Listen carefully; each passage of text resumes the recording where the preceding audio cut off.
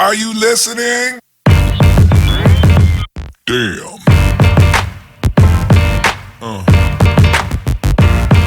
Yeah.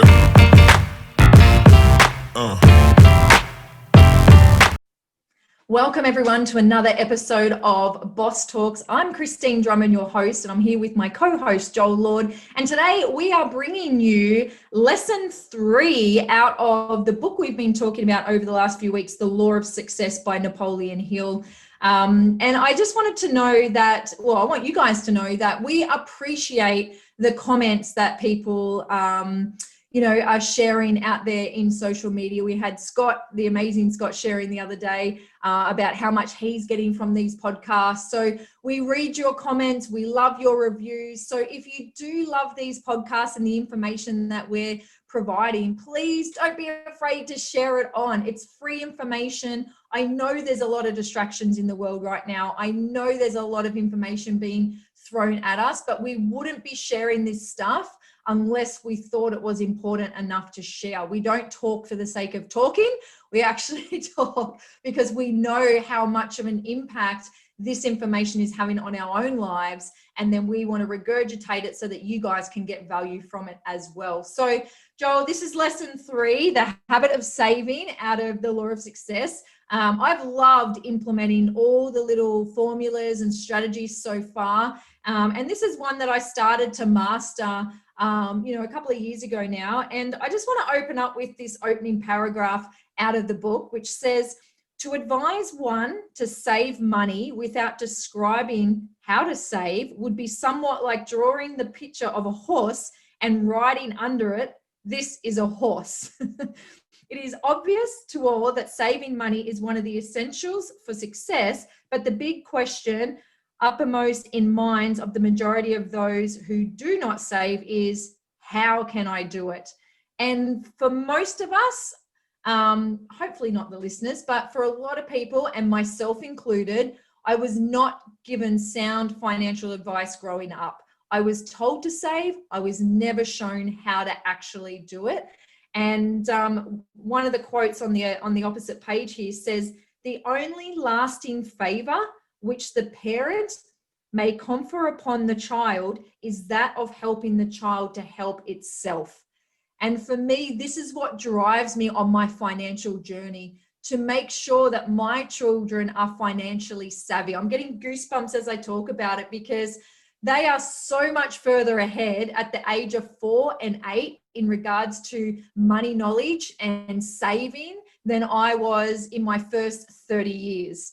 And that's the power of knowledge. That's the power of passing on what we're learning. For me, I was very frustrated. I was sick of struggling, and it took, being so broke and not being able to feed myself to create the shift that has allowed me to create the success and the savings habits in my life, because I never, ever want to go back to that place where I can't feed myself.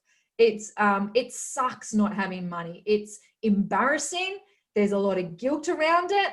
And it just, like, I hate that feeling of stress and anxiety and overwhelm. And, you vibrate lower, you have crappy relationships. So what we would love you to do is, this is not about being filthy rich. This is not about going out there and earning tons of money. This is about saving before anything else, like making that the number one priority when you get paid. No matter what you get paid, it doesn't matter as long as you are a savvy saver. And we're going to share some amazing tips with you from this chapter. But Joel, I want to bring you in here because you've been studying money for a long time and how to save it, and you've got some principles that you follow as well. But what did you get out of this chapter? What would you love to bring and share with the listeners? Well, Christine, first of all, what I like to bring into the attention of the listeners is that it's all well and good to hear the podcast. It's all well and good to, read the book. And if you're listening to us and you're up to here and we're on chapter 3, we're actually further down the book now because we've been reading it together with a group. But Congratulations, Christine, on actually applying it, because most people, and when I say most, I reckon 95% of people, and it's actually in this book that he's actually done the study of over 16,000 people back then, and I don't think it's changed from what I've seen. 95% of people aren't living a happy life, or a fulfilled life, or living to their potential. They're not even close, So they're not doing things that they're passionate about. They're not, and what it comes down to is that you're one of the 5% because you've actually taken the action. You've learned something, you've applied it, and you've gone and done the work. And honestly, that's how I've become successful. I haven't become successful because I've read a book and I know a lot of stuff. In fact, the more you know, the more you realize the less you know. So that's what I've found in business. Like, the more I think I'm there, the less I'm, that I actually am there. But you've applied it. Now, just on a total tangent here, something that I've learned from a really successful property investor who's also into like energy and the universe and everything like that. And I think we've got to respect that, that there's, a universal energy out there that helps us create these amazing things, as the ether, however you want to say it.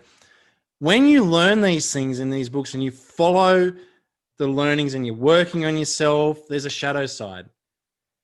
So as you start applying these things to your life, sometimes the universe goes, oh, great, they've got the learning, time to do a life detox. And things can actually become even more challenging.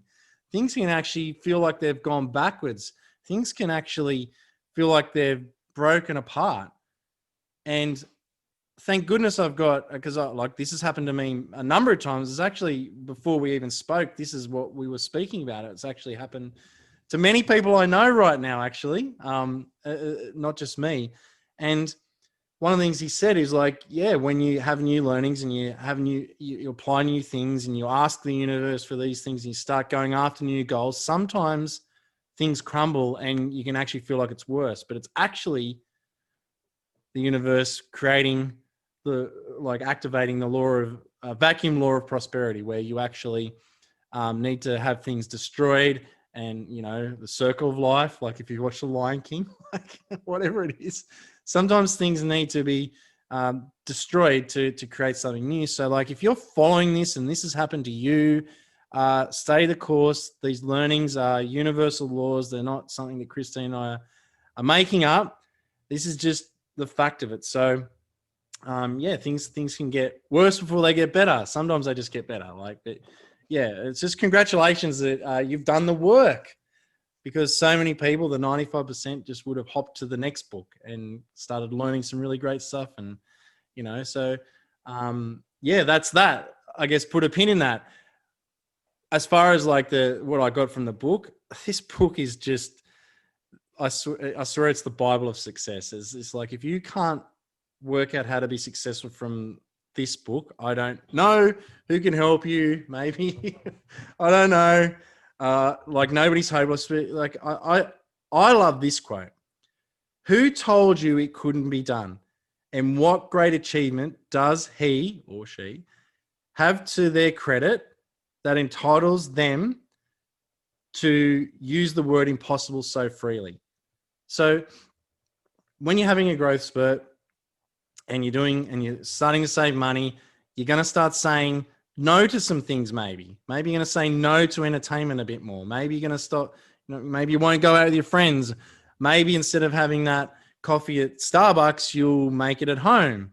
And, instead of paying $8 for a coffee or whatever it is, you'll pay 30 cents, and it'll nearly be the same thing, by the way. I don't know, mate, whatever happens, maybe you won't go to the movies as much, maybe something will change. And people in your life that are currently in your orbit are going to perhaps notice this. And then they might ask you, what is it that you're doing? How come you're not coming out anymore? And you might tell them. And that's when you're inviting criticism into your life. And they might say, oh, that doesn't work. Come on, just have one beer, come down the pub for one while. Or like, oh, and you're inviting criticism, and that's okay. We've done other podcasts about how to handle that kind of stuff, but just be aware that, the people that are the naysayers that say that it can't be done and that, you should be doing it a different way, or, that's like wealth isn't for you. And, you're going to come up against that because that's the universe. And and I keep talking about the universe. Isn't that funny? It's just, in my belief, it's just checking in to see if you're serious about it. So I love that, because when someone says you can't do it, and this is something that Robert Kiyosaki taught me, is the second someone says that can't be done, that's when you're on the right track, because you're about to move into uncharted territory. And Karuk Ashley says, just because it hasn't been done before doesn't mean you're not going to be the first. When he's helped people over illness, when only 3% of people survive from this illness, he's like, great, you've just got to work and get into the 3%.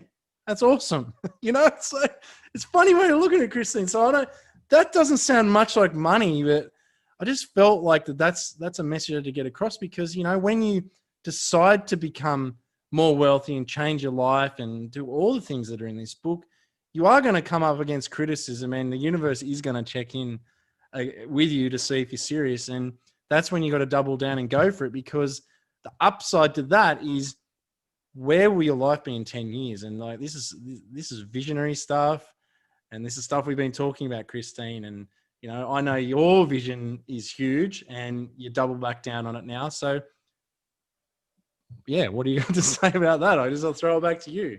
Well, that's gold, what you just brought up. And I like to see it and look at it in terms of turning pain into privilege. Like, we're getting these lessons for a reason, and that's a real privilege. But if you're not getting the lesson and turning that into power, like really taking that lesson, that pain, and turning and like making that shift, then you are going to live a life of poverty. You are going to live a life of pain. So all the pain that we're going through, the suffering, there's lessons in that. And you've got to have gratitude for each of those lessons. But one empowering question that one of my mentors gets us to ask is, well, how do you want it to be? Stop focusing on the scarcity, the lack of, the things that are going wrong, and ask yourself more empowering questions. How do you actually want it to be? So if your bank account is looking crappy, how do you actually want it to look? Stop focusing on it being in the minus and start focusing on opportunity and how to get it back into, a positive cash flow position. And this is something that I've had to do a couple of times, Joel, and it works really well if you can really train yourself. But I'll give you an example. We recently had our income go down by 2/3, right? So we were living this lifestyle, and then your income gets cut by 2/3. So the one thing that was a non-negotiable that we were not changing was the amount of savings we were putting away. That was the priority. That was our habit. We are committed to the habit of saving. And so we had to be those people that had to say no to a few things. I had to start sending less gifts to people, and that came with some guilt. Oh my gosh, they're going to think I'm a terrible person because I didn't send them a gift.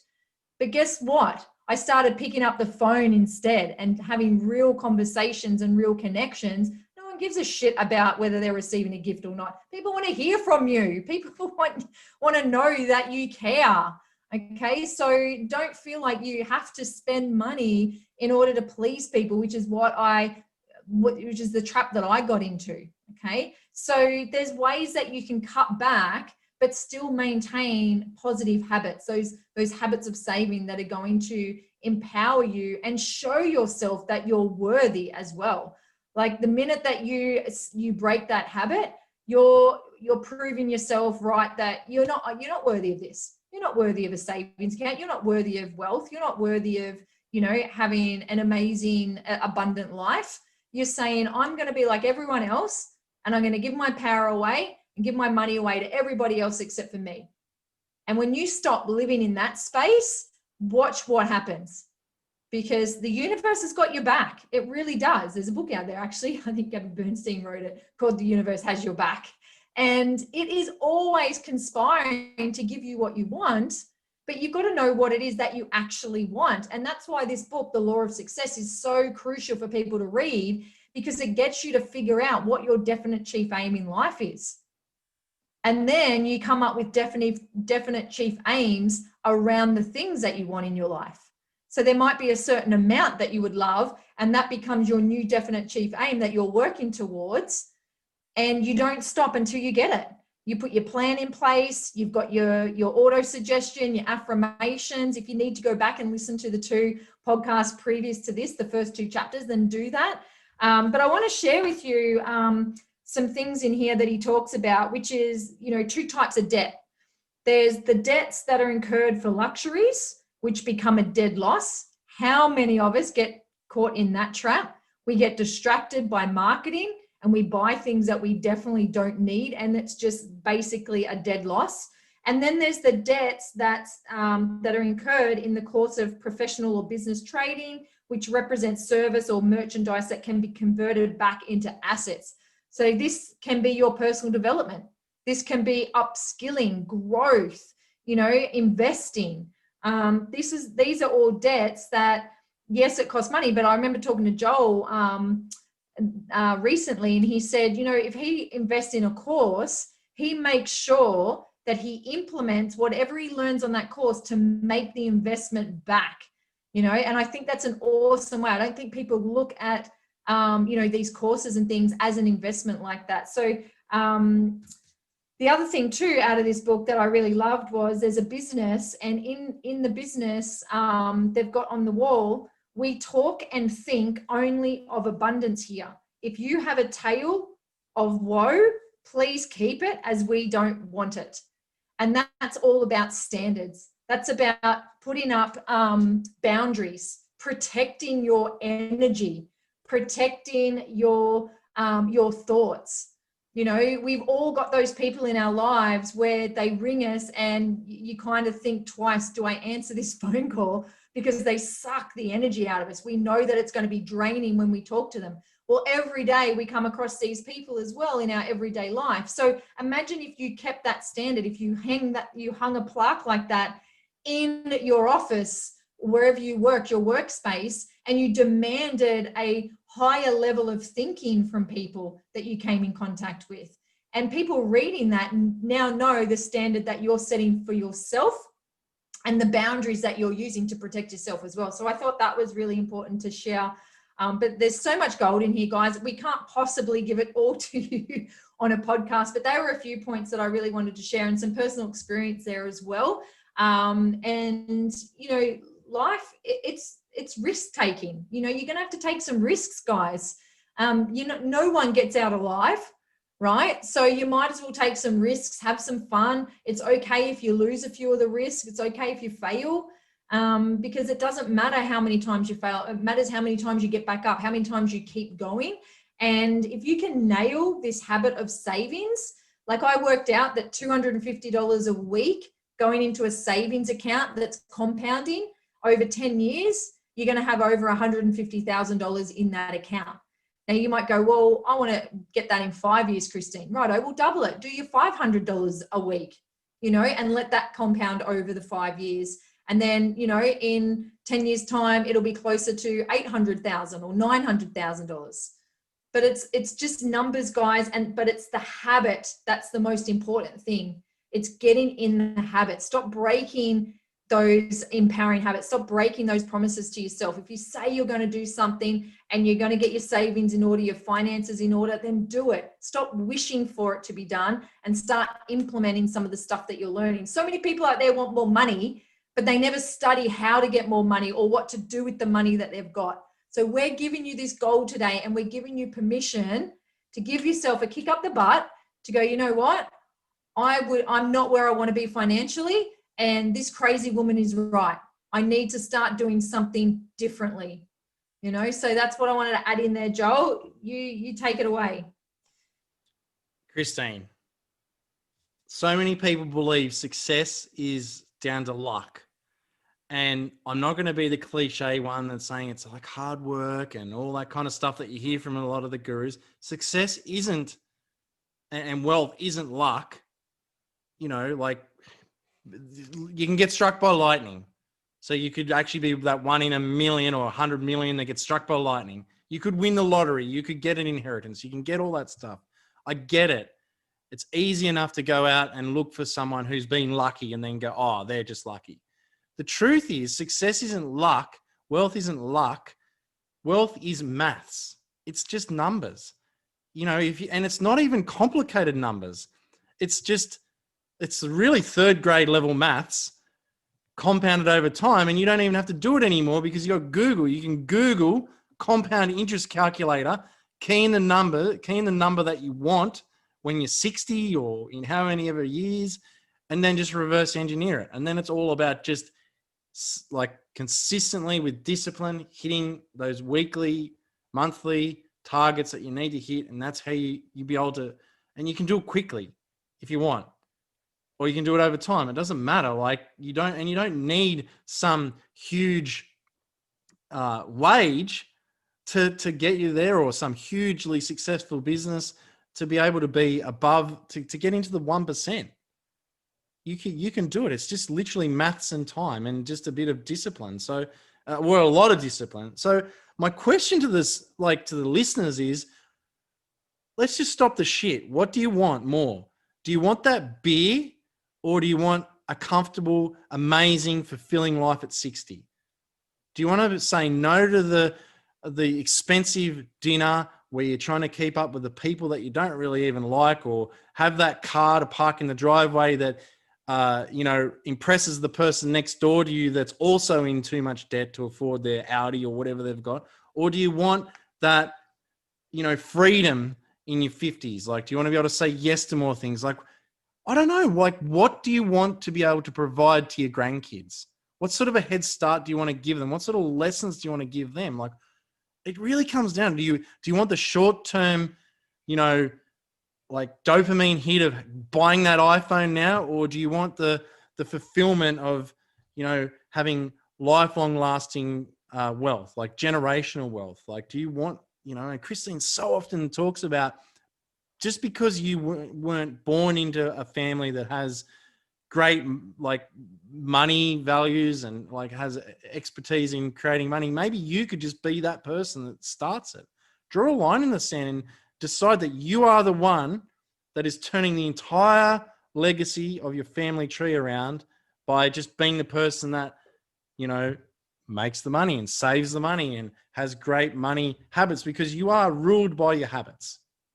There is no doubt in my mind, if you are fat, it's because you've got shitty habits around health, like probably around exercise. And, we go through this a lot. If you are, in most cases, unhealthy in your mind, it's because you have unhealthy habits in your mind. If you are, unhealthy in your wealth, it's because you have unhealthy habits, like you are ruled by your habits. So the first thing, it's all well and good for me to shine the light on this. If you want to change this, and I actually just did a quick audit when I read this again, only work and be around people who save money. If you're in a group of people that it's not cool to save money, then you're in the wrong group. You are already, think about it. If you're in a group of people that smokes and drinks, you're probably going to be a smoker or a drinker, maybe both. If you're in a group that is is overweight, who thinks it's cool, and I go to McDonald's, and see, birds of a feather flock together, So that's my grandmother, and hey, got another grandma one.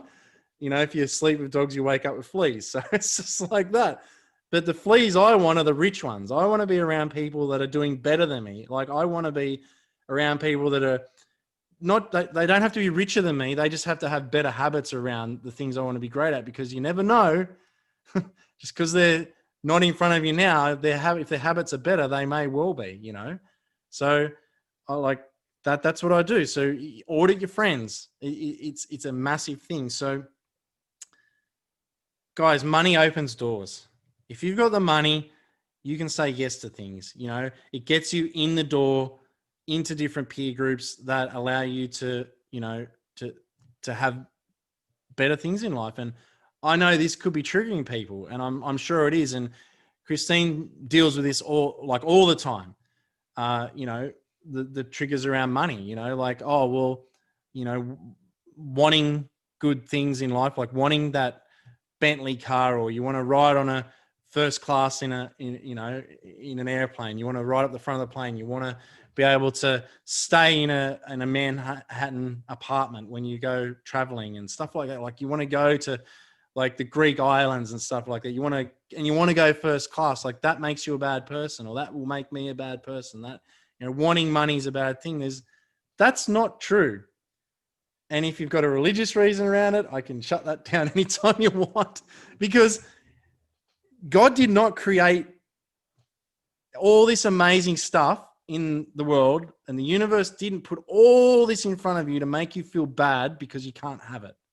It's your birthright to enjoy anything you see out there that has integrity and is not hurting other people. So, you know, money opens doors. Like if you can pay to go stay in a better hotel and eat at a better restaurant, you're sitting next to people that are bettering their lives, right? So like that will open doors. You never know who you'll run into. Or do you want to just keep poor and run into the people that are just at McDonald's all the time? And like, I'm not saying those people are bad.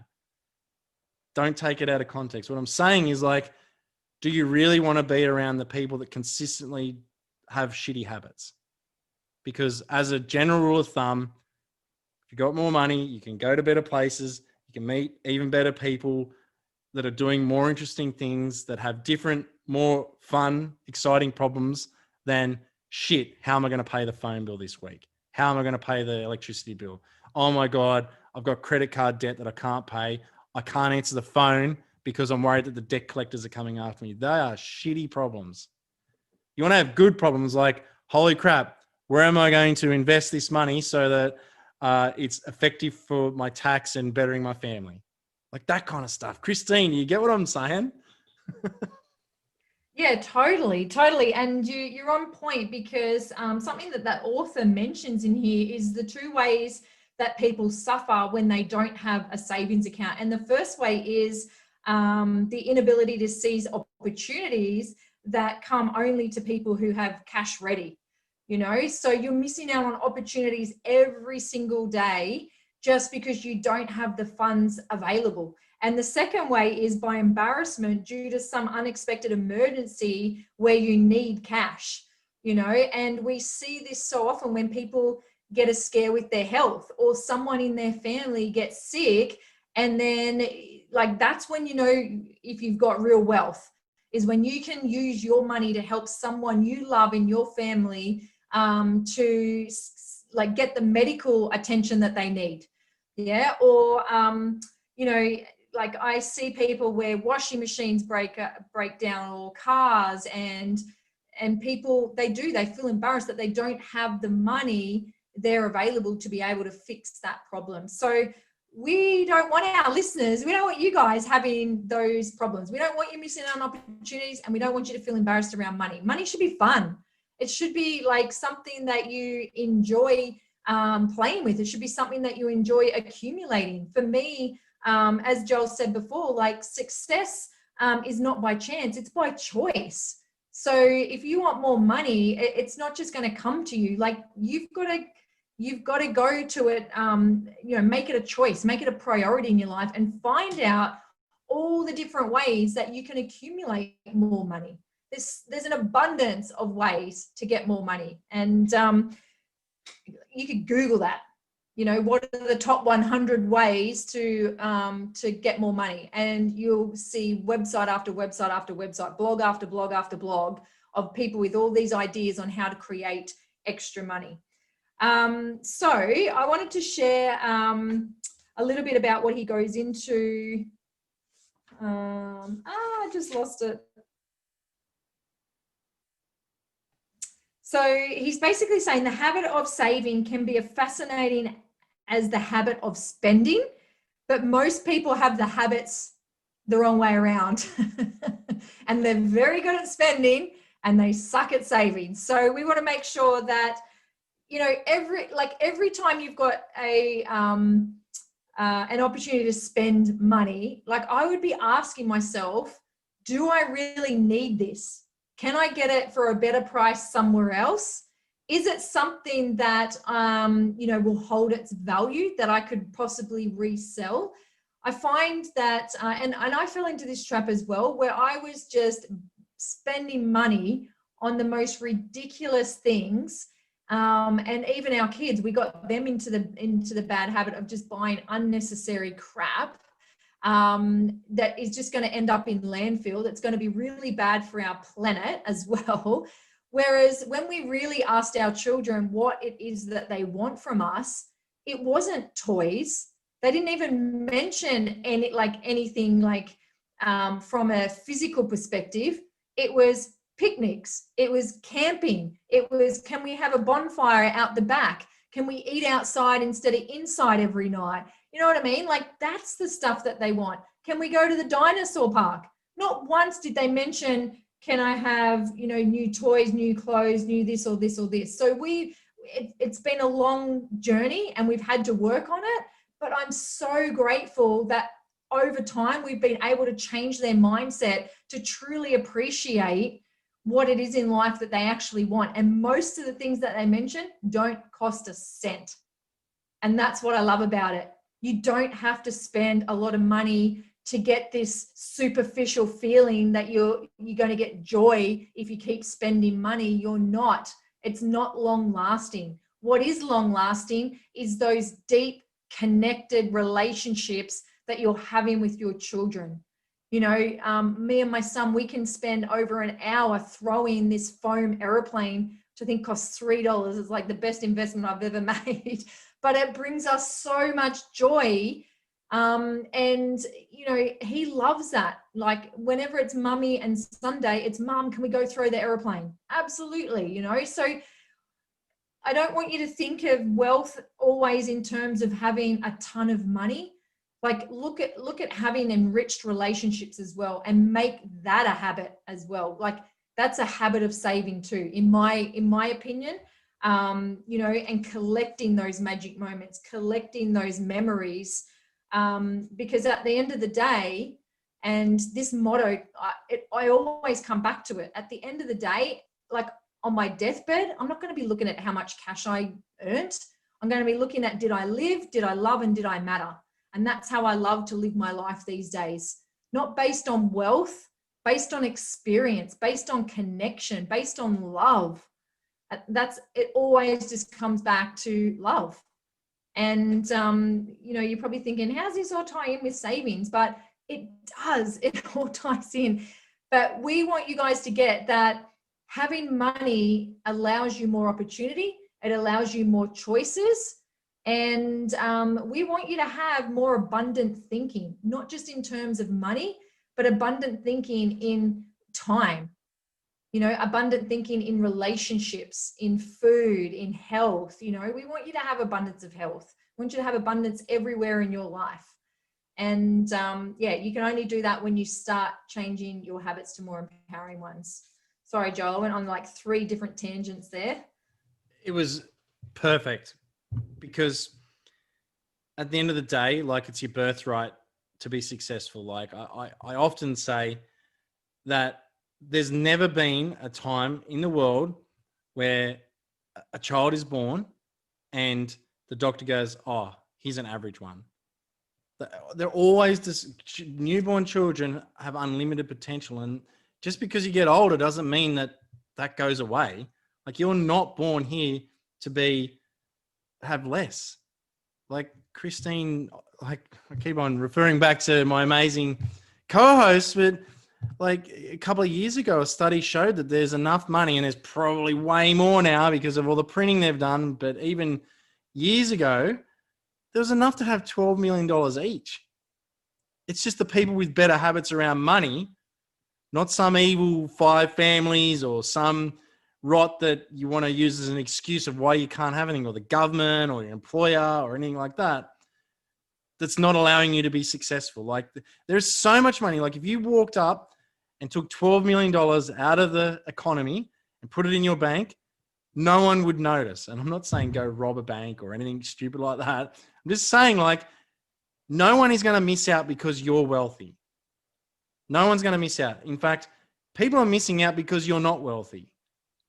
It's your birthright to have success. It's your birthright to be, to grow. And that includes your bank account, not just your health, not just the amount that you can love, not just the amount of contribution that you can create. Like someone has to write the checks out.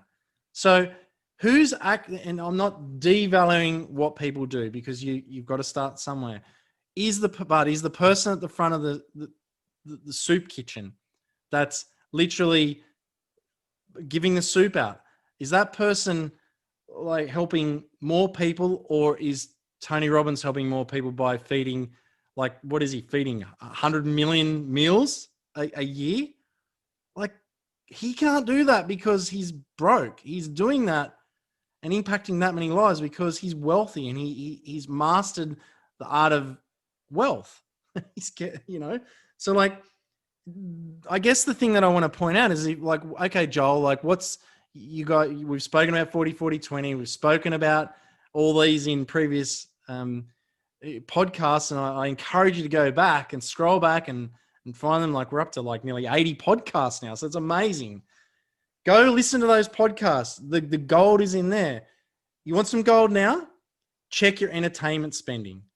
You are most likely the first place I'd look to see where I'm wrecking my future would be my entertainment spending. I can nearly guarantee that anyone that's out there that isn't making ends meet is making allowances that are too high for for entertainment. And it's because we're being marketed to, because you're on Facebook and you think you need the new iPhone 12 or the new Samsung, or you need the new this or that. When do you really? Like, has anyone not bought from you because your photo was taken on an iPhone 8 and not an iPhone 12 or whatever the hell they're up to now? Like, come on. People would argue with me about that, but I bet you I'm right. So check that. Check your spending on entertainment. Stop buying stupid shit to impress people you don't like.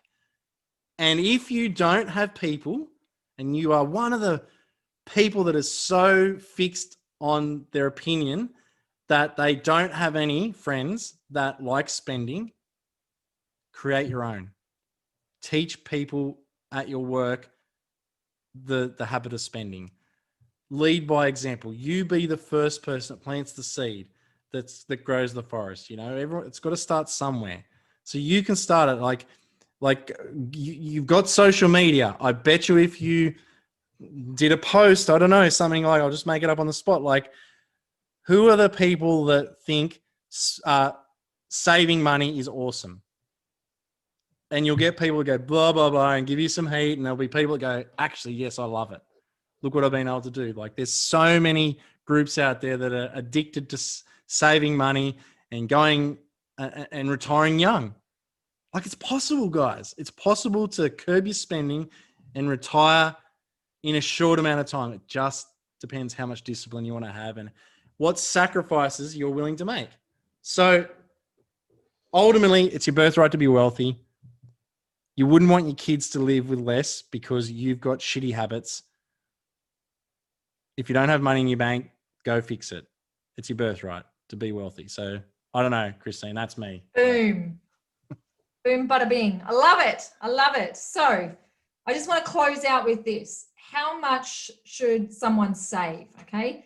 And in this book, he gives you a bit of a formula. If you're working full-time for someone, part-time, whatever, if you've got an income coming in, this is what he suggests. Okay.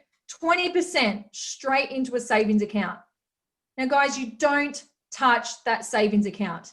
Okay. If something comes up and you don't have the money, you get resourceful. You do not dip into your savings. Okay. This is where this power of this habit really comes into play, and you will be tested. Okay. You will be tested. So make sure that you are committed to adding money into that savings account. Now, some of you might go, well, actually, shivers, my expenses are too much. I can't give 20% savings right now. Doesn't matter. Just start with the habit. Whatever you can put in a savings account right now will work, okay? 1%, 10%, 15%, 5%, whatever you can put away, start with something. It's the habit that matters, not the percentage. And you can always, always build up on the percentage. And you'll find that over time, this becomes a bit of a game, and you'll be looking for ways to cut money out of your expenses through things like entertainment, as Joel said, and you'll become savvier. So you'll be able to get it up to that 20%. But he says for living, like clothes, food, and shelter, 50%. So 50% of your wage goes towards, you know, the major living costs. 10% should go towards education, growth, you know, that self-evolution journey that we're on, like always looking to improve, grow, learn. 10% to recreation, and then he's got 10% towards life insurance, and then that's your wage gone. So nothing really left over. But having money go into your savings account first is telling yourself that you're worthy. You've done the work. You deserve that first. Okay. Don't pay everyone else and then whatever's left, put that in your savings. No, you pick an amount and you pop that in first, and you tell yourself that you deserve that. Okay. Here's what typically most people do. Okay. Savings, nothing. Okay. And if you're 50% of the Australians out there that have less than $1,000 in their bank account right now, then you're in this category. Okay. And I really highly recommend you do something about it.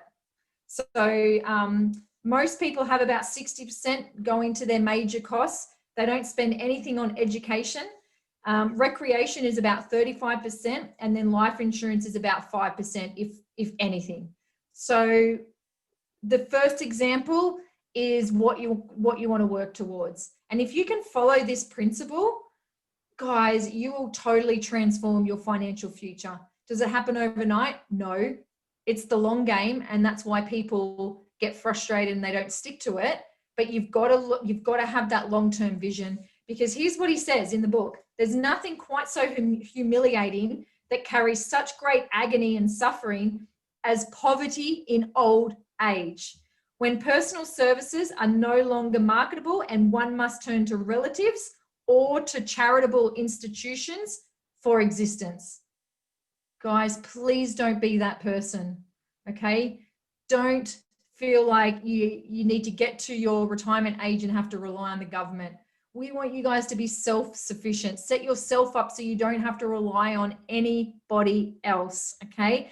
And a good way to ensure that that happens is by having a budget, sticking to a budget, cut out all the unnecessary spending. We always think we have to keep up with the Joneses to impress people, but we don't, okay? That's not why we're here on this planet, okay? Remember, our whole purpose in life is to feel fulfilled, okay? And buying those unnecessary things is not going to bring you fulfillment, okay? Connection, making a difference in someone else's life, that's what's going to bring you fulfillment. That's the shortcut to fulfillment. So that's all I wanted to share at the end there, Joel. It's an incredible book, an incredible chapter. Did you want to add anything else in, buddy? Yeah, I just want to ride hook 'em for a while. Just one last thing. There's like, my feeling is there's going to be a percentage of our listeners that are in doing quite a bit of personal development. I think that that's just the audience we're speaking to in a lot of cases. And it just comes back to sharing this, because this information it's the truth. We're not giving people a get rich quick scheme like $997 program that is out there. Like, I really just like, there's not one key secret to how to drop ship your way to $1 million. And there's not, you know, all those people that are selling that snake oil, like, you've just got to beware. That's not how you educate yourself. So if you know anyone out there who's looking for the answers for and they're looking towards the get rich quick schemes, just know this.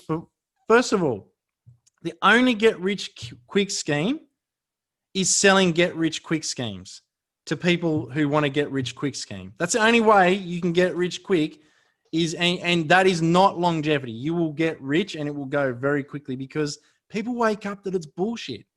There's no such thing as a get-rich-quick scheme. It's only get wealthy over time by making deliberate, mature decisions and having a bit of discipline. And so my ask of you is, if you're hearing this, you've listened to the end, and you may know someone, you might be that person.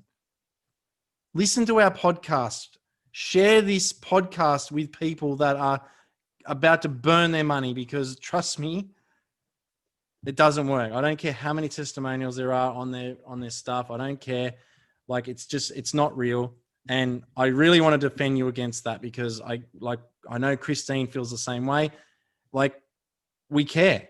You know, you're better off going and looking at reading a Warren Buffett book, or this book, or The Barefoot Investor, or listening to Andy Priscilla, guys that are telling you the truth. And that's what we're doing here as well. We want to tell you the truth. And hey, it's unpopular. It's not sexy. It's not cool. It's not quick. You know, and in this world where it's instant gratification or you're out, sorry guys, that's not what this is. This is real. This is reality. So if you're seeing someone who's falling for that kind of bullshit, please share this with them. Say, hey, just listen to this podcast first. Listen to what these guys are saying. And yeah, if you found value in it and you think they need to listen to it anyway, share it out. So that's me, Christine. That's what I just want to say, because you know what I'm like. I love it, buddy. And I just wanted to share one story that happened to one of my friends this week. I gave them a little challenge 2 weeks ago to write a check to themselves from the universe for a certain amount that they wanted in their bank account when they got paid. And one of my friends messaged me on payday, which was 2 days ago, and said, Christine, you will not believe it. The exact amount that I wrote on that check hit my bank account for my income. And I was like, you know what, guys, if that's not enough proof that this stuff works, then I don't know what is. And that just shows me what can happen when you have that vision, that certainty, when you drown out the doubt, the negativity, that little voice in your head, and you just surrender. Okay, just surrender and forgive yourself as well. Forgiveness has been my word for the year. Stop beating yourself up for not being where you want to be financially or in life right now. Okay, go out there and have an incredible day wherever you are in the world. We'll be back again with another awesome episode based on the next chapter, which I think is it intuition? Is that the next one? Leadership. Initiative and leadership is the next chapter. So we're looking forward to bringing you that one, because don't forget, the first level of leadership is leading yourself. And that's definitely what you need in this chapter, which is all about that habit of saving, leading yourself, holding yourself to a higher standard, and making sure you are using these empowering habits to drive you forward. So thanks for listening. We'll catch you on the next podcast. Damn.